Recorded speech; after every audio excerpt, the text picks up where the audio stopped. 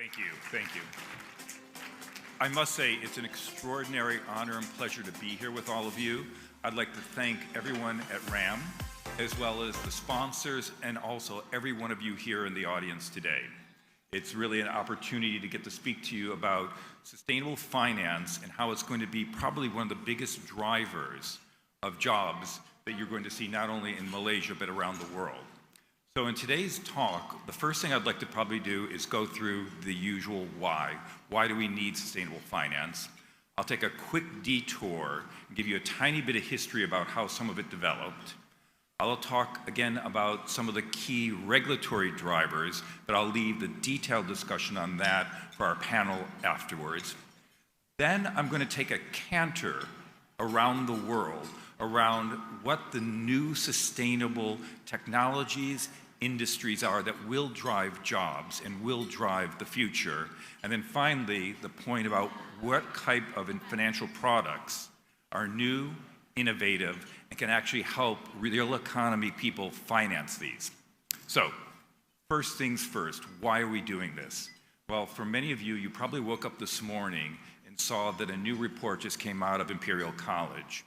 The carbon budget, that's just simply the amount of carbon we can physically allow to go into the air before we hit the 1.5 warming of the Earth, has been drawn forward. It looks like as early as 2027 to 29, we will hit that. Now, you've watched not only this year, last year, and the previous years, warmer and warmer temperatures. 20 years ago, 10 years ago, you always felt bad because some poor country like Bangladesh or sub-Saharan Africa got clobbered.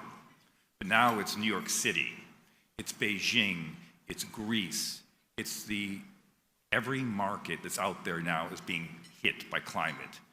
And so this is one of the obvious big whys. But for many of you, it's really about the more practical things. It's regulation, it's legislation, it's the things that you need to contend with. Whether or not you're keeping your eye on the near to mid-future, or whether you're looking at the requirements of your legislation and your regulation, you're going to have to contend with it. Now, green finance, sustainable finance isn't new. But when I joined the Bank of England, and I was there for over a decade, they literally, the same time that Mark Carney and I came in, literally within a month of each other. And we talked about how climate could be a real threat to not only the real economy, but also for financial stability. For those bankers in the audience, that's what, when you sit down with your regulator, the number one thing they're worried about is the safety and soundness of your deposits and financial stability tied to the loans that you've provided to your clients. Mark, myself, and a large group within the bank felt this was an important and imperative thing to push forward. At the time, he was also the head of the Financial Stability Board as part of the G20. So between the Banque de France and a variety of other countries, we put this on the agenda, and from this, and it was actually quite fun because the Banque de France said, do you think there's a threat to financial stability because of climate change? Mark goes, I don't know, and why don't we put together a task force? Many of you may have heard of TCFD. What happened is Mark contacted Mike Bloomberg. He put together a global set of policymakers and business leaders, and they came up with the first piece of global. And it was not legislation or regulation, but basically a voluntary one on disclosure of carbon. That was the first big step. When we get to the panel after my talk, we're going to unpack and dig down what's happened since then. But these are very important things to you. Now, some of these things that have taken place, and again, I'll go through them very quickly, is when you're running a company or you're financing a company, the first thing you need to know is what is your carbon footprint? How much carbon do you produce? And that's really, really important because if you don't have baseline data, you can't make good decisions. So you've heard people talk about it earlier today. Data is crucial. Now, some of this data is very easily accessible, how much energy you use, what does your factory produce, and you can do some pretty good calculations. But what if you're a supply chain person? Well, guess what? That's called Scope 3, and that's become the hottest piece of conversation in ASEAN, whether you're here in Malaysia or if you're in Vietnam. All the large OEM auto manufacturers, all the large producers are trying to get a handle on this. And if you're looking to sell subcomponent parts into Europe, you've probably heard of the border adjustment tax. All of a sudden, regulations in the other part of the world are becoming part of your world. So being able to collect data and measure your footprint is absolutely essential for your business and for your financing, because ultimately, if you can't sell your products to the end user, your business is absolutely not going to make it. So measurement and data collection are key. Now, after that comes what happened to TCFD, disclosure. Disclosure is absolutely essential. Going back briefly to that early era when we put forward the TCFD, the whole idea was, well, look at, if everyone can voluntarily just say what their footprint is, everyone will then change. And as you can tell now, that didn't happen. TCFD was a brilliant idea. Everyone loved it, but nobody did much because it wasn't compulsory. Now in the UK, TCFD is compulsory, and a new regulation we'll talk about later has actually substituted that. So it is coming. So if you think about it, our climate is changing, our environment is changing. Our regulations and our legislation are asking you to do this. So whether you like it or not, you're going to have to look at your company, how it works, measure those carbon footprints. And by the way, there are some extraordinarily great softwares now that are very good at doing this. They're fast, they're cheap, they're accurate. And what's also very interesting is AI and how AI can be used. If you can't pull all of your data off, being able to take proxy data and be able to fill that in. So that is coming, and it's really essential. But now what I'd like to do is talk to you about what the opportunities are. Now, we had dinner last night, and I've been listening all day here to some of the best panels I've heard in a long time. The last panel talked about a variety of different areas that there could be some areas to expand. And I'd like to challenge them a little bit. There are some very, very smart people here. But as a former economist and central banker, there's a key element. It's called a free riding negative externality. And that's a fancy word for just bad stuff that you don't have to pay for. So if you're in London and your daughter or your wife buys a $5 dress that was made in Bangladesh, that used child labor, that was flown halfway across the world, all the costs of that are not embedded in that dress. The glass I was just drinking out of, it took energy to make it. Now, if you actually had to charge what it cost to mitigate the energy on my glass, the plastic that it was packed in and shipped in that wasn't returned or recycled, the cost of that glass would probably be double or triple. So effectively, right now, so much of the real economy is mispriced.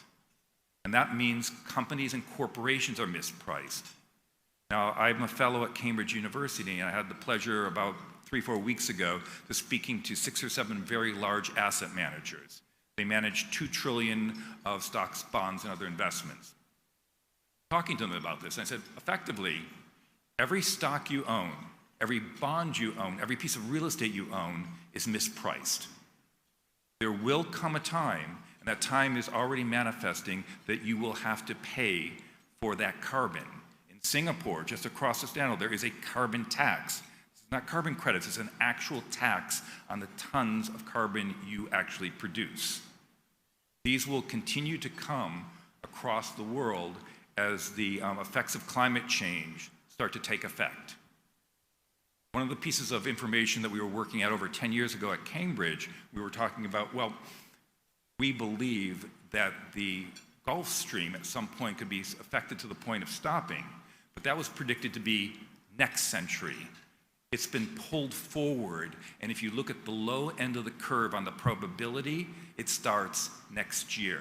Now, it doesn't mean it's going to happen next year, but it's within the probability curve. So consequently, this is something that really needs to be taken into account, and those carbon taxes will happen when we have, again, another fancy term, a nonlinear event. And we can only hope that the Gulf Stream isn't the nonlinear event. So if you're a banker, or if you're a member of the real economy here, Much of what you're doing right now is mispriced and there's free riding negative externalities on it.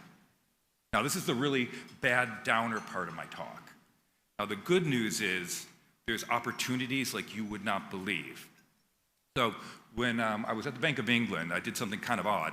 I called up the plumbing union, and I wanted to know how many qualified, certified plumbers there were in the entire country to basically handle gas. So if you have a boiler in your home, because most of the UK homes are heated by gas boilers, how many plumbers do we need to take those out?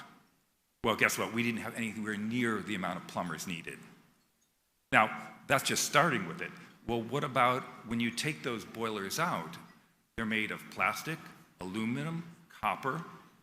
If I was a young man, nowhere near a young man right now, and I wanted to make a lot of money, and I was a government, you've heard of recycling, but think bigger. Think of circular economy. So if every combi boiler that came out of a UK home had semi-skilled workers, you don't need someone who's going to make a digital chip. You just need a semi-skilled trained worker who can put the carbon, who can put the copper, the plastic, the aluminum in those places properly and neatly. All of a sudden, you're cutting down on the commodities that need to be mined. You're actually creating opportunities in your own country.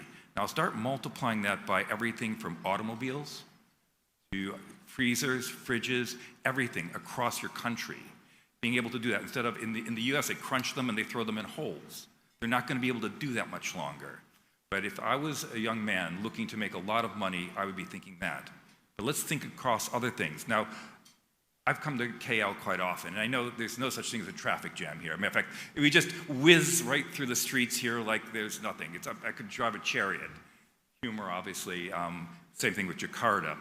But when I was working with the OECD, they had done an incredibly important study by the International Transportation Forum, which is a derivative, or actually a division of the OECD.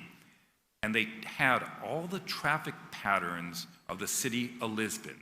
They knew who went where, when, and they put little things out, and they followed it for a year. Then they did a simulated model. They said, what if we took out 100% of every privately owned automobile in Lisbon, but we allowed everyone to get the same ride every day, but instead of it being their own car, it was effectively an Uber or a call on an app. Well, that 100% that went out, do you know what percent came back in to be able to service everyone's need? I'll give you a hint. What do most automobiles in an urban center do most of the time? They're parked. So once you start thinking that through on the math, 3%. You could eliminate 97% of the automobiles in Kuala Lumpur. That alone, look, I'm looking at the smiles on the faces here. Imagine that, 97%. And they did two simulations, one with electric vehicles and one with internal combustion ones. And even with the internal combustion automobiles, the amount of carbon and NOx molecules were reduced by 40%. So your air is cleaner. And again, I talked about these free riding negative externalities. Carbon is systemic and it's in the air. But guess what? These other particles are really quite damaging as well. We had a little girl in South London who actually died because of the NOx particles around diesel cars. So free riding negative externalities are not free. Somebody pays for them. And it's normally either you or your government, and it's often in healthcare. So if you can start changing these automobiles, start changing these types of things to more sustainable ones, not only do you get the benefit of not having carbon going up there, but you have cleaner air, you have more space, and you have basically a much better environment to live in. Now let's get even bolder. At our conversation last night, we started talking about food, because if you think about how much water globally is used, basically water plants that are used to feed livestock, it's shocking. You look at places like California, they have not just a drought, but their aquifilters are drying up. You think there's wars over fossil fuels? Wait till you see wars over water. So you need solutions, you need sustainable solutions. So actually, a young lady I saw in Sweden a couple of weeks ago looked at the amount of livestock. 37% of it is used for pet food. So she then started going back and did the same equation I did about crops needed to feed that livestock and the water needed for that. So if all of a sudden you can actually find alternatives, and there are alternatives. We were just looking up last night the name of the restaurant in Singapore who now serves lab-based chicken. Somebody here, I can't remember the name of the restaurant, but if you want, we can look it up.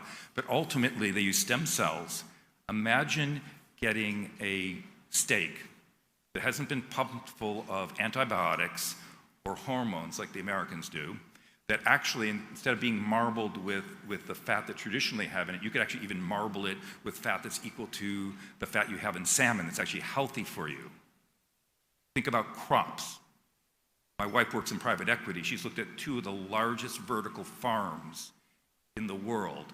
And again, if you can power those with renewable energy, they use 90% less water. For certain crops, you can get 26 a year, and it's higher in vitamin count. So what I'm trying to do is get you to start imagining what a new sustainable world will be driven by. And it's quite obvious, it's technology. Technology on its own is a megatrend, but it's not a megatrend without sustainability. I mean, you might play Angry Birds 7 on your phone, but that doesn't get us anywhere. But if you start making wind turbine blades like we do in Hull that are more sophisticated than airplane wings, that's technology. Getting solar panels that give you 27, 28, 29, 30% efficiency, that's technology. Being able to use either plants or be able to use lab-based proteins, that's technology that can give us a sustainable world. And if you're a banker, you're thinking, all right, what are my clients doing that are in agriculture, that are in mobility? What about green homes and buildings? In the Netherlands, the government worked with the banking society and the real economy. They digitized the entire land registry, and they made it a public good. So you were able to then look at what the buildings were, no matter how old they were, what they were made of, how you could make them more sustainable using some basic algorithms. So thinking about, oh my goodness, 5 minutes left, and I haven't even gotten to the banking part. So I'll move right to that. I've hopefully given you a little taste about the real economy sectors, but everything that is new is old again. Everything that's old is new. For those of you that are bankers in the audience, 60 to 90% of all sustainable financing is in the loan format. And you know that loans on the whole are not very transferable. However, you do know when you aggregate them, you've got an asset-backed security. You've got a green bond. And what makes a green bond different is it's what your use of proceeds are. You have to say, my proceeds are going for a vertical farm. They're going for water conservation projects. And being able to use aggregation. In Africa, they've been able to take small solar power and be able to aggregate those up into $200 million green bonds. Think about infrastructure, what ASEAN needs. By the way, I'll tell you, it's $2 trillion a year in infrastructure needs. Imagine that having green CLOs. Again, if you recall, the CLOs were derived a horrible thing in the 80s and 90s, but actually that structure is incredibly important. I was talking to the finance minister of Nicaragua who had a deforestation issue. And so I said, well, look, for those of you that have ever heard of a zero coupon bond, basically it's for 10 years, you get no interest on it for the 10 years. At the end of the 10 years, you get the whole bond and you buy it initially at a discount. Well, trees grow slowly, so they get no income off of them. And so if you're trying to be able to understand what can be planted, harvest, replanted, it's based on where your cash flows are. And then, well, what if there's a fire? What if there's something? Well, there's insurance products. It's using the financial structures, using the financial tools we have today, but be able to make them work for green and sustainable financing. And we've got opportunities here between the green bonds, green loans, CLOs, asset-backed securities that are incredibly important. Now, let me leave you with one thing to think about in terms of the risk, because if you've got brown credit sitting on your bank balance sheet, or if you're an insurance company, if it's sitting in a bond, I'll give you one last example. Automobiles. If you've got internal combustion automobile loans and leases sitting in a bond, an ABS bond. In the UK, an internal combustion engine car will be illegal to sell in 6 years. The population knows that already. If you're a banker, they make the pricing on it based on the reversion value at the end of the lease. You have to make a decision. Are you going to pay that $10,000 to keep the car, or are you going to give it back to them? Well, guess what? Those calculations are already wrong on the bonds and on the balance sheet sitting in the UK. That is risk that will crystallize in real losses. So not only do you have opportunities with the green out ones, but you've got real risk embedded on your balance sheet right now for those brown credits that you can't do something with. So with that, I want to leave you with the opportunities, where the risks lie, and hope that over the next 5, 10, 15 years, that those of you that are clients of banks can start transitioning your business models, because that's what it comes down to, and the bankers can provide them with the CapEx, the R&D financing that can allow them to make that transition, so we have Malaysia as one of the most sustainable economies in all of ASEAN. With that, thank you very much. Have a good afternoon.